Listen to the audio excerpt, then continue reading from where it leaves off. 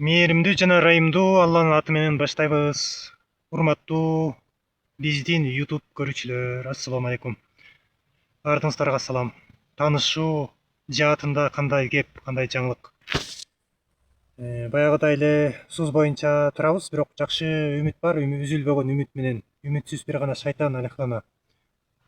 Андыктан мырзалар деле, айымдар деле жазыңыздар биздин комментарийге жана Instagram баракчабызга катталып койгула. Таанышуу аянтчасы деп издеңиздер. Азыр могу жерге да түшүрүп коебуз. Таанышуу аянтчасы. Мырзалар көбүнчө кайрылышат, бирок айымдар жок. Ошондуктан мырзаларга айтар сөз: бизди күтүп эле отурбастан, өзүңүздөрдүн жактардан, жашоодон эле, интернеттен эмес издесеңиздер дагы ишенимдүү болот да, илгеркидей эле ыкма менен. Ушул салт жоголуп кеткендей болуп турат да. Илгери күйөөсү өлүп калса, каза болуп калса, ошол жеңесин, ошол аялын, ошол инисине алып беришчи да, кайнисине алып беришчи. Ошол салт дагы деле барбы? Негизи ошондой каза болуп калгандардын үй бүлөсүндө ушундай барбы, алып берип койгон, ошол үйдөн чыгарбай, үй бүлөнү сактап калган. Мунун туура жагы, жакшы жагы абдан көп да. Анткени кайнисин билет сырын. Балдары дагы көнүп эле калган. Тааныш, билиш, эч кандай коркунуч жок. Күйөөсү эле жок болбосо, баардыгы, күйөөсү эле башка болбосо, баардыгы мурдагыдай эле сыяктуу кетет. Анткени иниси деле, кайниси деле ошол жолдошуна мындай окшошураак болот. Мүнөзү деле, өңү деле ошол жагынан жакшы жактары бар да, мандемдери бар. Эгерде сиздердин ошондой жеңеңиздер болсо, эмне үчүн ага сөз айтпай жүрөсүздөр деген суроо болуп атат да. Сөзсүз каза болуп калбаса деле мындай ажырашып кеткендер көп да. Байкеңиздер ажырашып кетет. Ошондой жеңеңиздерге мындай үй бүлө курсаңыздар болот экен да. Бир алымдан сурадым Дамблдордон. Мындай каза болбой байкеси менен жеңеси ажырашып кетсе, ошол кайнисине алып берсе болобу, турмушка чыга алабы десем, чыга алат дейт. Бирок биздин салт санабыз, ошо элдин менталитети жол бербейт экен да агачы.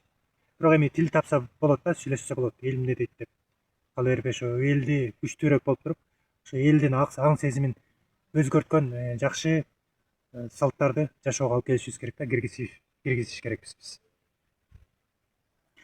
Минтип күтүп отурсак, көп өмүрүбүздүн убактысы баягы кечигип үйлөнө турганбызда. Атайын бир жерге сапарга чыгып, ошол жерден иштеп турбасак болбойт да. Иштеп, иш менен жүрүп, ошол жерден эркектер менен жакшы эркектерди табыш керек да. Анан ошолордон жакшы карындаштары барбы, же эжеси барбы, тааныштары барбы, же бойдок жеңелери барбы сураштырып, анан ошолорду мындайча айтканда элчи кылыш керекпиз да. Ошондой ыкманы колдонгула да. Анан бул жакта да бизди да унутпагыла. Балким бул жактан болуп калат. Балким силер өзүңөр таап аласыңар. Алла таалам ыраазы болсун. Анан айымдар, сиздер дагы баягы биринчи эле жолу таанышканда акча эч кандай мындай сурабашыңар керек да. Бул суроо эми адепсиздик эле болуп калат. Жакшы мырзалар дагы силерди мындай жаман ойлоп калат да. Акча үчүн эле таанышып жүрөт, убактылуу эле таанышып жүрөт, бир күндүк, бир 5 күндүк эле жашоо менен жүрөт депчи. Түбөлүктүү ойлогула да. Бактыны ойлосоңуздар, бактыңыздарды ойлосоңуздар, анда мындай жөн эле таанышканыңар жакшы, ачык эле сөз менен. Максатты кененирээк коюш керек да, арканды узун ташташ керек. Келечекте мындай күйөө керек, мындай жашайм, имандуу жашайм, зына кылбайм, ала жипти аттабайм турмушка чыккандан кийин деп мындай жакшы бир максаттарды коюш керек, эркек деле, айым деле. Анан никени кыйтырыш керек. Анан ажырашып кеткендер, мырзаларга дагы, айымдарга дагы силерге эскертүү да. Эгер ажырашып кеткен болсоңор, сөзсүз түрдө, эгер мындай жашаганга такыр мүмкүнчүлүк болбосо, көзүңөр жетпесе, анда чечишип келгиле да, чечишип. Тактан ажырашып, айымдардыкы өтө татаалыраак маселе болуп калат. Эми татаал деле эмес, күтүш керек болуп калат. Силерге жолдошуңар талак бергенден кийин 3 ай 10 күндөн кийин башка никеге турмушка тура аласыздар да, чыга аласыздар, башка күйөөгө чыгып кете аласыздар. Мырзалар болсо Ал талагын бергенде күндөн баштап бербесе деле, башка аял болсо деле, нике кыйтырса, бирок нике өтө берет да. Бирок биз азыр эки аялдуулукка каршы да көбүнчөбүз. Менталитетке туура келбей калат да. Силер деле ажырашкандан кийин, чечишкенден кийин анан аял издеп анан бизге жазгыла да, урматтуу мырзалар. Аны алдабагыла. Аялыңыздар болуп туруп, аялым жок, мен жалгыз эле турам деп мындай алдап койбогула. Анан никени кыйтырып алгандан кийин анан мен дагы аялым бар болчу, эми аны менен деле жашай берем, сизди деле таштабайм десеңиздер, анда айымды капа кыласыздар, ыза кыласыздар дагы, бүттү. Ал таарынып калгандан кийин ал сиз менен жашайбы, ал сиз алдап койдуңуз да. Бүттү, сизди таштап кетет да, талакты бербесеңиз да ал кетип калат. Ошондуктан ачык сөз менен, чындык менен жашайлы туугандар. Биз өзүбүз таза болушубуз керек да, анан балдарыбыз таза болот. Алдабайт, калпайтпайт.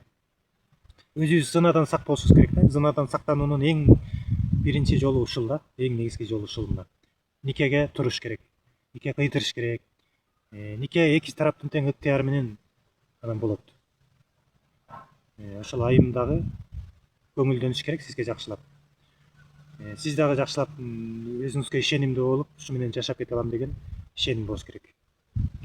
Биздин YouTube каналга лайктан баскыла бул чита. Instagramга таанышуу аянтчасына катталгыла жана ошол жактан кабыл алабыз анкеталарды. Кабыл алууда купуялуулук бар бизде, интернетке жазып ийбейбиз, бул деген аманат сакталат. Эгерде айымдар чогулса, бизге WhatsApp группага өздөрүнүн макулдугу менен кошобуз. Эгерде чогулбаса, мындай эле таанышышам десе, анда мындай жекеме жеке эле тааныштырмай. Ассаламу алейкум.